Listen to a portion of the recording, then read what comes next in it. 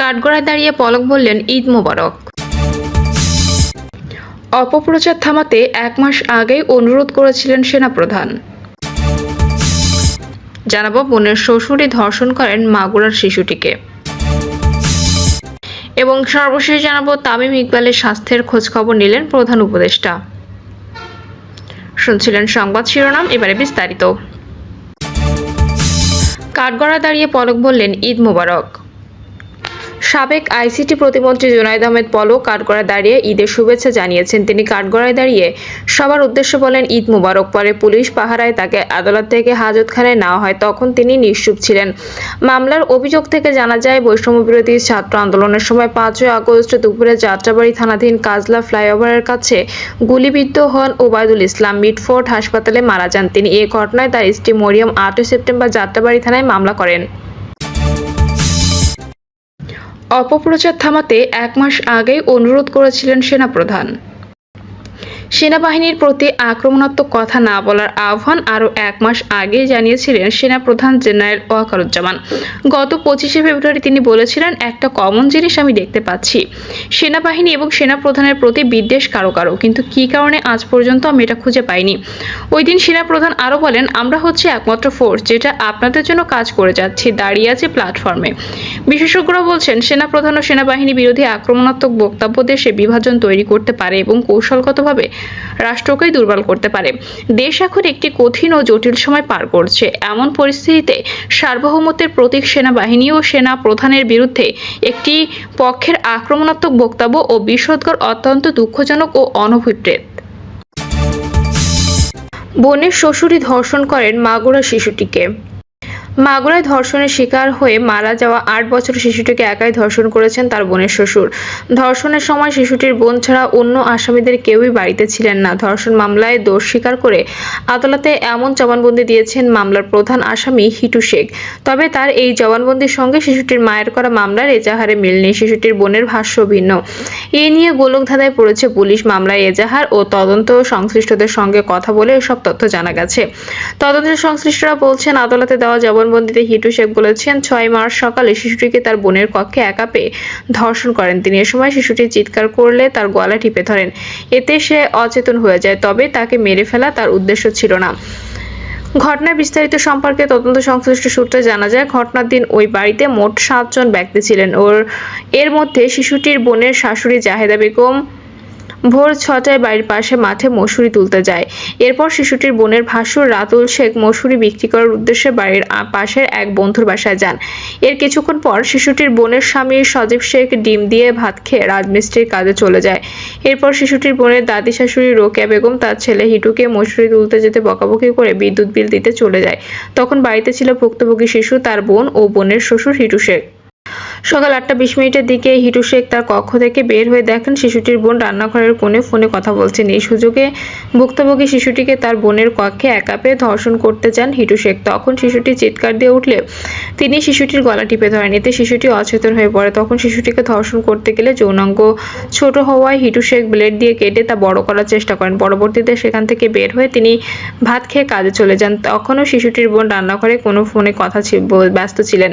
সকাল 10টার সময় প্রতিবেশী এক নারী ওই বাড়িতে আসেন। একই সময় বাড়িতে প্রবেশ করে শিশুটির বোনের ভাসুর রাতুল শেখ।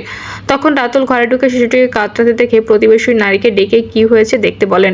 ঘরটি অন্ধকার থাকায় তখন কেউই বিষয়টি গুরুত্ব দেননি। এরপর শিশুটির বোন ঘরে ঢুকে তাকে অচেতন অবস্থায় দেখে প্রতিবেশী ওই নারীকে ডাকেন। তখন তারা দুজন মোবাইল ফোনের আলো জ্বেলে দেখেন শিশুটির গলায় কালো দাগ।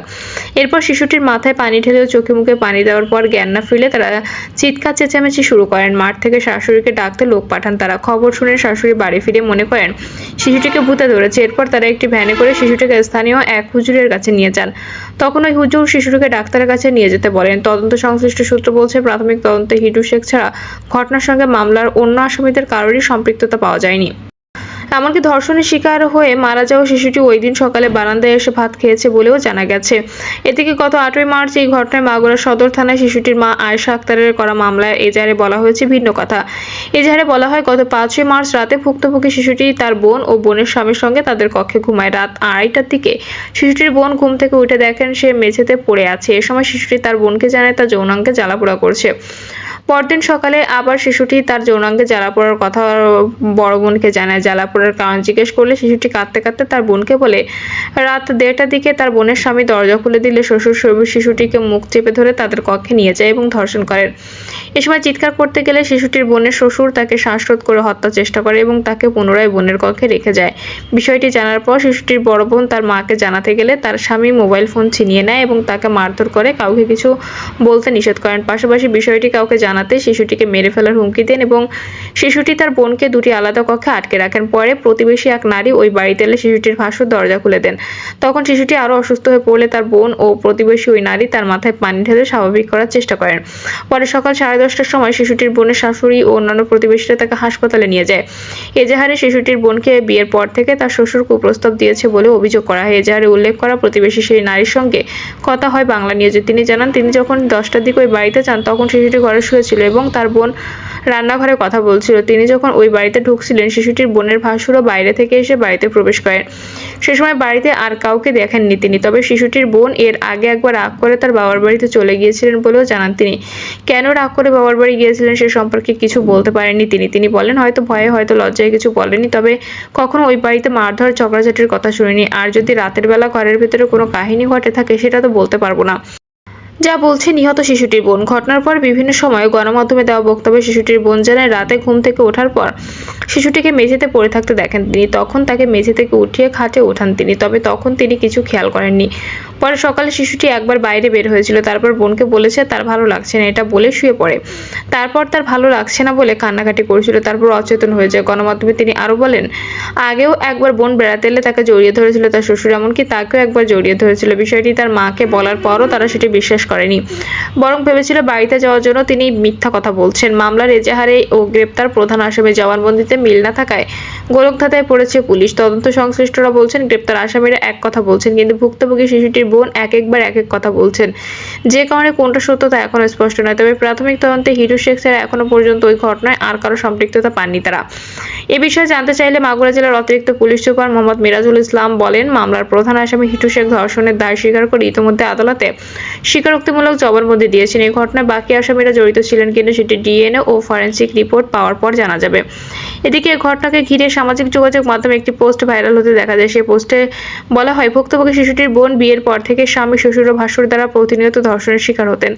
এমনকি ভুক্তভোগী শিশুটির বেড়াতে এসে বিষয়টি দেখে ফেলায় তাকে 3 জন মিলে ধর্ষণ ও হত্যার চেষ্টা করে, যদিও অনুসন্ধানে এমন তথ্যের সত্যতা পাওয়া যায়নি। প্রিয় দর্শক, এই ছিল এখনকার সর্বশেষ সংবাদ। আপডেট সব সংবাদ পেতে চ্যানেলটি সাবস্ক্রাইব করে বেল আইকনটি ক্লিক করে রাখুন।